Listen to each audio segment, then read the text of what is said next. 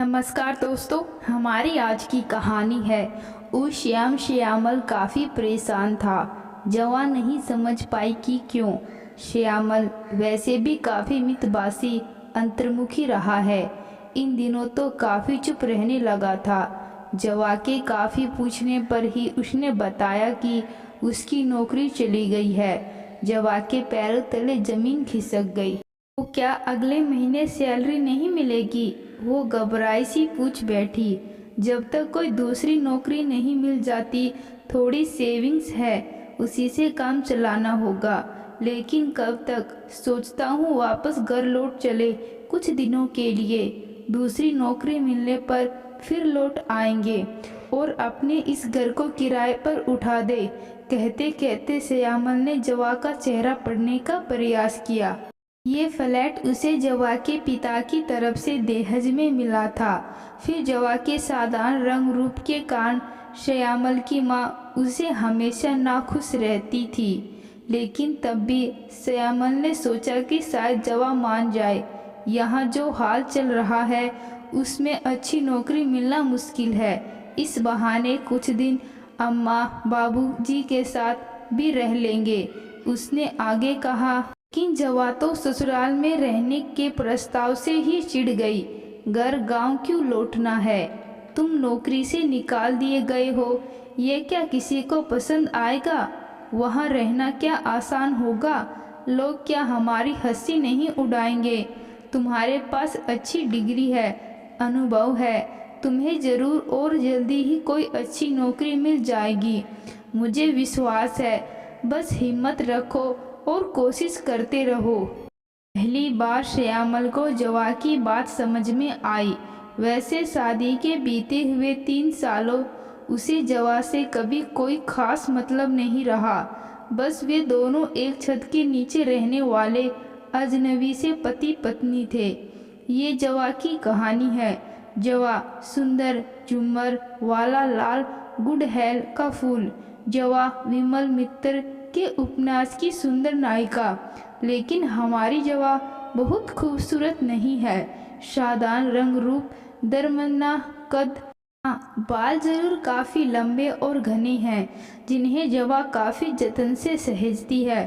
फिर उसकी कोमल मीठी सी बोली। अपने रूप का मामूलीपन जानती है जवा, लेकिन उसे कोई हीनता नहीं है। उसने इंडियन म्यूजिक में मास्टर्स की डिग्री ली है। वो पढ़ाई के फौरन बाद नौकरी के लिए प्रयासरत रही, तो बस इसलिए कि रिश्तेदार और पड़ोसी उसके ब्याह की चिंता में दुबले न हो जाए। वैसे जवा जिंदगी में खूब इम्तिहान और चैन चाहती थी और पढ़ाई के बाद अभी कुछ दिन तक कुछ भी नहीं करना चाहती थी। बस अपनी निकम्मी सखियों के साथ यूं ही मटर गश्ती करना, बारिश में भीगना और बूटे खाना उसे अच्छा लगता था। बान की खटिया पर लेटकर दालान आंगन में गिरती बौछारों का पैर पर हल्का स्पर्श उसे सुखदायी लगता। यही छोटे छोटे सुख उसे भाते थे। लंबे बालों की ढीली चोटी डालकर, हाथों में दर्जनों रंग बिरंगी चूड़ियाँ पहनकर उनकी खनक सुनते रहना, या गर्मी में देर रात तक विविध भारती के गाना सुनना उसे भला लगता। वो चाहती कि सर्दी की नरम गरम धूप में बैठकर घूट घूट चाय या कॉफ़ी पीती रहे और बस खुद में खोई हुई कुछ भी सोचती रहे। लेकिन सब कुछ मन का कहाँ होता है। बहुत जल्दी ही उसके लिए रिश्ते मिल गया। रिश्ते के साथ ही नौकरी, इत्मीनान और चैन के विचार कहीं किसी शून्य में सिमट कर रह गए। उसके पिता ने ऊंची डिग्री और अच्छी नौकरी वाले श्यामल का सौदा कर लिया उसके घर वालों से। मुंबई में एक छोटा सा फ्लैट, भरपूर दहेज और पढ़ी लिखी जवा, उन लोगों की यही मांग थी। जवा अपने पिता की बात को टाल न सकी, क्योंकि उसे पता था कि अगर अभी उसने ब्याह के लिए हाँ नहीं किया तो फिर उसका ब्याह काफ़ी लंबे समय के लिए अटक सकता है, जो उसके पिता को तनाव देगा। श्यामल ब्याह से पहले बस एक बार ही जवा से मिला था। उसके बाद शादी और सीधे मुंबई। दहेज में मिला छोटा सा फ्लैट जवा और श्यामल के लिए पर्याप्त रहा। लेकिन जब तब श्यामल की माँ अपने सास होने का अधिकार जताने, साथ में रहने के लिए आ धमकती, जवा का सुख से रहना, चैन से सोना दुश्वार होने लगा। चाहती थी देर सुबह तक अलसाई पड़ी रहे, कम से कम शनिवार इतवार, या फिर शाम को बालकनी में आराम कुर्सी पर बैठकर घूट घूट कॉफ़ी देर तक पीती रहे। लेकिन श्यामल की माँ के रहते ये संभव नहीं हो सका। जबकि कहा जाए तो श्यामल के साथ भी कहाँ ऐसा संभव हो सका। पूरे हफ्ते की भागदौड़ के बाद हफ्ते के अंत में श्यामल पूरा दिन सोता रहता और जवा बाय बाय सन्नाटे में अकेली बैठी रहती। श्यामल ने जवा के रूप रंग को लेकर कभी कुछ कहा नहीं, लेकिन उसकी भावनाओं और कामनाओं पर कभी भी ध्यान नहीं दिया। साथ में रहने पर भी श्यामल कभी समझ नहीं पाया कि अक्सर जवा रातों को जागती हुई बेचैन रहती है। उस समय होठ दबाकर वो अपनी रुलाई रोक लेती है और उसकी आंखों के कोर से आंसू लगातार बहते रहते हैं। कितना मधुर मीठा गाती थी जवा, और श्यामल को गीत संगीत से कोई लगाव नहीं था। ऐसे में जवा गाना तो क्या गुनगुनाना भी भूल गई थी। श्यामल को बाहर घूमना, मूवी देखना, कभी कभार रेस्टोरेंट में जाना फिजूल खर्ची लगती। हर महीने बहुत कंजूसी के साथ काफ़ी पैसे बचाकर गांव भेज देता ताकि उसकी बहन का दहेज इकट्ठा हो सके। जवा के सजने संवरने पर वो ऐसे रहता मानो उसने जवा को कोई देखा ही नहीं। ऑफिस के लौटने पर न कुछ पूछता न कुछ कहता। जवा जी रही थी यह गुटी गुटी जिंदगी। उसने श्यामल की उदासीनता को अपनी नियति मानकर जीवन जीना सीख लिया था। ब्याह के बाद प्रेमी पति पाने का उसका सपना टूट चुका था। विवाह के बाद उसने दिन बीत रहे थे निरुद्देश्य, निरर्थक। जवा समझ नहीं पा रही थी कि मात्र विवाह कर लेने से प्रेम कैसे हो सकता है। ये तो बस एक समझौता ही हुआ ना। 3 साल इसी घुटन में बीते और अब जब श्यामल की नौकरी छूटी तो अचानक ही हफ्ते भर के भीतर ही जवा के लिए जॉब ऑफर आ गया। पुणे में श्यामल के किसी परिचित का म्यूजिक कॉलेज था। उधर म्यूजिक टीचर की वैकेंसी थी और श्यामल चाह रहा था कि जवा वहाँ नौकरी कर ले। मैं उस अनजान शहर में कैसे रह सकूंगी अकेली, जवा घबरा रही थी। अनजान शहर है तो क्या, वहाँ कॉलेज कैंपस में ही तुम्हें रहने के लिए क्वार्टर मिलेगा। मैं भी आता जाता रहूँगा, तुम भी चलो ना, जवा मिमियाई। वो निर्भर थी श्यामल पर। नहीं, मैं यही रहकर नौकरी के लिए कोशिश करूँगा। जब तक मेरी दूसरी नौकरी नहीं लग जाती तुम्हें ये नौकरी करनी ही होगी। श्यामल का स्वर तलक हो आया था। मैंने संगीत सीखा है लेकिन कभी किसी को सिखाया नहीं। जवा ने एक बार फिर से बचने की कोशिश करी। वो कोई प्रॉब्लम नहीं, एक बार सीखना शुरू करोगी तो बहुत आसान लगेगा। श्यामल के पास हर तरह की काट थी। फिर कुछ दिनों के बाद ही श्यामल जवा को पुणे छोड़कर मुंबई वापस आ गया। सारी औपचारिकताएं पूरी हो चुकी थी। कॉलेज की तरफ से जवा को रहने के लिए जो फ्लैट मिला था वो छोटा जरूर था लेकिन फैसिलिटीज और आरामदायक। जवा की म्यूजिक क्लास में 10 लड़कियां और 6 लड़के थे। उसने मीठी आवाज़ में सरगम शुरू करी तो सब मंत्रमुग्ध रह गए। क्लास के बाद लौटकर आई जवा ने महसूस किया कि संगीत सिखाना उतना कठिन नहीं है जितना वो सोच रही थी। धीरे धीरे उसकी यहाँ की दिनचर्या इस तरह हो गई। यहाँ का जीवन उसे रास आने लगा था। जवा को नौकरी करते लगभग 8 महीने बीत चुके थे। किराए में पैसा न खर्च हो इसलिए इस बीच श्यामल बस 2 बार उससे मिलने पुणे आया। जवा भी इस दौरान मुंबई नहीं गई थी। श्यामल का तर्क था कि जब वीडियो कॉल की सुविधा है तो आने जाने में पैसा क्यों बर्बाद किया जाए। जवा खिंच गई थी। पैसा बचाना जरूरी है चाहे रिश्ता बचे या न बचे, जीवन का रस सूख जाए लेकिन पैसा बचता रहे। जवा इन दिनों काफ़ी अकेलापन महसूस करने लगी थी। फिर ऐसे ही एक दिन मेस में कॉफ़ी पीती जवा के पास एक युवक आकर पूछ बैठा, हेलो, क्या मैं इधर बैठ सकता हूँ आपके साथ, आपके पास? उसके पूछने का अंदाज़ा कुछ ऐसा था कि जवा बरबस मुस्कुरा उठी। बैठिए ना। उसका मीठा सुरीला स्वर वातावरण में जागृत हो गया। मुझे नील कहते हैं, मैं यहाँ के प्रशासनिक विभाग में हूँ। मैं जवा, यहाँ की म्यूजिक टीचर। जवा ने नील को गहरी दृष्टि से देखा। गेहूं गोरा रंग, घने बाल, होठों पर शिष्ट मुस्कान, आंखों में कुछ ऐसी कशिश कि जवा बनकर रह गई। श्यामल को उसने इस तरह सहज भाव से मुस्कुराते हुए कभी नहीं देखा था।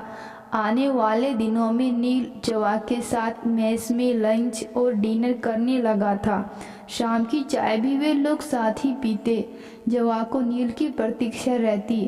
कितना भला लगता था उसे नील का साहचर्य। नील की दृष्टि जवा को कोमलता से सहलाया करती। उसे नील के साथ अपना साधारण रंग रूप भी असाधारण लगता। उसे अच्छा लगता कि कोई उसे इस भाव से चाहता है। नील से दूर रहने की कल्पना से भी वो डर जाती।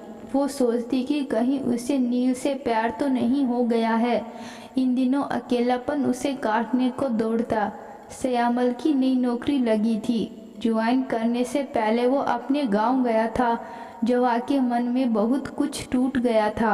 श्यामल की नई नौकरी की व्यवस्था और उसका गांव जाना शायद जवा से मिलने से अधिक आवश्यक था। इसलिए जब उस दिन नील ने उसके साथ घूमने का प्रस्ताव दिया तो जवा इनकार न कर सकी। तभी नील ने बताया कि 2 बरस पूर्व उसका अपनी पत्नी से तलाक हो चुका है। कारण न जवा ने पूछा न नील ने बताया। ये शहर, ये नौकरी और ये नील का साथ जवा को बाने लगा था। अक्सर वो तुलना करती श्यामल और नील की। श्यामल का रूखापन उसे कांटे जैसे चुभता। नील की मोहक बातें, उसका साथ, उसका कंसर्न जवा के लिए नया अनुभव था। नील की बातें जवा को रोमांचित कर जाती। इस नौकरी ने उसे पर्याप्त आत्मविश्वास भर दिया था। अब वो तो छुट्टी के दिन अक्सर ही नील के साथ घूमने निकल जाती। ऐसे ही एक शाम थी जब नील का संग साथ पाकर वापस लौटी। जवा बहुत खुश थी। नील के स्पर्श और गंध से भरी हुई जवा के पाँव आज आसमान पर थे, जैसे सिर्फ एक आलिंगन और एक चुम्बन के एहसास में डूबी जवा परितृप्त थी। वो तुलना कर रही थी श्यामल और नील की। नील के अनुराग भरी बातें उसके मन में घूमती रही, लेकिन श्यामल उसका पति था। सप्तपदी, सिंदूर और मंगलसूत्र का रिश्ता था श्यामल के साथ। क्या वो श्यामल को धोखा दे रही है? जवा कसमकस में थी। एक दिन अचानक श्यामल बिना बताए पुणे आ गया। जवा घबराई थी। कई महीनों के बाद श्यामल से मिल रही थी। पिछले दिनों व्यस्तता के कारण फोन पर भी बड़ी औपचारिकता और सीमित बातें होने लगी थी। काफ़ी समय बाद पत्नी से मिला श्यामल रूखा ही बना रहा। मैं चाहता हूँ तुम कुछ दिनों के लिए मुंबई चलो, माँ आई हुई है, श्यामल ने जवा को सीधा देखकर कहा। फिर घर में कुछ रिपेयर वर्क भी करवाना है और पुताई भी। माँ के अकेले के बस का कुछ नहीं। तुम चलोगी तो मदद हो जाएगी, श्यामल ने आदेश सा दिया। लेकिन इस समय एग्जाम सिर पर है, अभी छुट्टी कैसे मिलेगी? जवा चौंक गई। तुम तो ऐसे कह रही हो जैसे तुम्हारे बिना कॉलेज बंद हो जाएंगे। ऐसा तो नहीं, तुम्हें नौकरी करने का चस्का लग गया है, श्यामल ने ताना मारा। जवा तिलमिला गई। कैसा रूखा है ये इंसान, पत्नी को रोबोट समझ रखा है। इतने दिनों बाद आज श्यामल ने उससे प्यार का एक शब्द नहीं कहा। तुम कहो तो मैं नौकरी कर लूँ और तुम कहो मैं नौकरी छोड़ दूँ, ऐसा कैसे हो सकता है? जवा गुस्से में थी। मैं अभी बिल्कुल भी तुम्हारे साथ मुंबई नहीं जा सकती। और हाँ, मैं कुछ समय तुमसे अलग भी रहना चाहती हूँ, तुम लौट जाओ। श्यामल चौंक उठा। जवा, क्या कह रही हो तुम? और हाँ, मैं कुछ समय तुमसे अलग भी रहना चाहती हूँ, तुम लौट जाओ। श्यामल चौंक उठा। जवा, क्या कह रही हो तुम? मतलब समझ रही हो इसका? तो जो कुछ भी मैंने सुना वो सही निकला। वो आवेश में आ गया। तनातनी खिंचाव भरा वातावरण। समझ गई थी कि उसकी और नील की निष्ठा की भनक श्यामल तक पहुंची ही होगी। वह चुप रही। तुमने क्या सोच रखा है? मुझे साफ साफ बता दो ताकि कोई बहम न रह जाए। श्यामल बौखलाया सा कमरे के चक्कर काट रहा था। उसका चेहरा उतरता जा रहा था, माथे पर पसीने की बूंदें। जवा को तरस आ गया, लेकिन तरस से क्या रिश्ते चल सकते हैं? जवा उधेड़बुन में थी। उधर लौटने का अर्थ ही कि एक बार फिर वही घुटन, वही कैद, वही बेचारगी। अभी किसी सूरत में कॉलेज से मुझे छुट्टी नहीं मिल सकती, बस, जवा ने सख्ती से कहा। उसका चेहरा दहक रहा था। लेकिन माँ, श्यामल का स्वर हल्का हुआ। तो मुझे किसके लिए लेने आए हो श्यामल? माँ के लिए, घर की पुताई के लिए, या फिर अपने लिए? जवा का स्वर कड़वा और कड़ा था, इतना कड़ा कि अपने स्वर की लड़ाई उसने स्वयं महसूस की। तब सुन लो कि नील और मेरे बारे में तुमने जो कुछ भी सुना है वो बिल्कुल सच है। ऐसा क्यों हुआ? शायद तुम जैसा पत्थर दिल समझ ही न सके, लेकिन मैं बताऊंगी। मेरा पहला प्यार, पहला समर्पण और पहला संभोग, सब कुछ तो तुम थे। श्यामलाल, लेकिन तुमने मुझे बस भोग्या समझा। तुमने बस मेरे शरीर, मेरी मेहनत और मेरे पैसों से मतलब रहा। मेरी भावनाओं का क्या कभी समझना चाहा तुमने? कभी नहीं। लेकिन नील ने मेरा मन समझा, मेरी भावनाएं समझी। उसने मुझसे मेरा आत्मविश्वास जगाया और उसी ने मुझे प्यार के मायने बताए। सच कहूँ तो नील ने मुझे मेरे स्त्री होने का एहसास में परिचित कराया है। और तुम्हारे सामने मैं ये सच स्वीकार करती हूँ कि मुझे नील से प्यार है। नील ने मेरा मन पा लिया है, जो तुम कभी नहीं पा सकते। जवा का स्वर थरथराने लगा था। तुम होश में तो हो जवा? क्या कह रही हो जानती हो? तुम इतनी आसानी से मुझसे छुटकारा नहीं पा सकती। श्यामल के स्वर से आहत धमकी थी। जवा के इस रूप की उसने कल्पना भी नहीं करी थी। मुझे धमकी मत दो। तुम्हारा और मेरा रिश्ता सड़ चुका है, इसे मैं और डोना नहीं चाहती। एक और सहती जवा की तरफ से चुभा। क्या तुम नील से शादी? इतनी दूर मत जाओ श्यामल। 3 साल तुम्हारे साथ बिताने के बाद भी मुझे एक पल के लिए भी कभी खुद याद ही नहीं आए। लेकिन नील से दूर रहने की कल्पना से भी मैं घबरा जाती हूँ। यही फर्क है तुम में और नील में। सिंदूर, शपथपदी और मंगलसूत्र के बंधन से अधिक मायने रखता है मन का बंधन। ये बात तुम जितनी जल्दी समझ लो उतना अच्छा है। श्यामल के पास कहने को कुछ नहीं था। ओह, वो सिर पकड़कर वही कुर्सी पर बैठ गया। कमरे में सन्नाटा। जवा कुछ देर खड़ी रही। श्यामल के इस तरह छोड़कर कमरे से बाहर निकल गई। फिर पता नहीं कितनी देर तक श्यामल कुर्सी पर निश्चल बैठा रहा। नहीं जान पाया, शायद जवा लौट आए, लेकिन जवा नहीं लौटी। जवा के छूट जाने का एहसास उसके मन पर लगातार दस्तक देता रहा। तो दोस्तों, जवा ने श्यामल को छोड़कर सही किया या गलत? कमेंट बॉक्स में ज़रूर बताना। कहानी अच्छी लगी, कहानी को लाइक, शेयर और चैनल को सब्सक्राइब ज़रूर करना। धन्यवाद।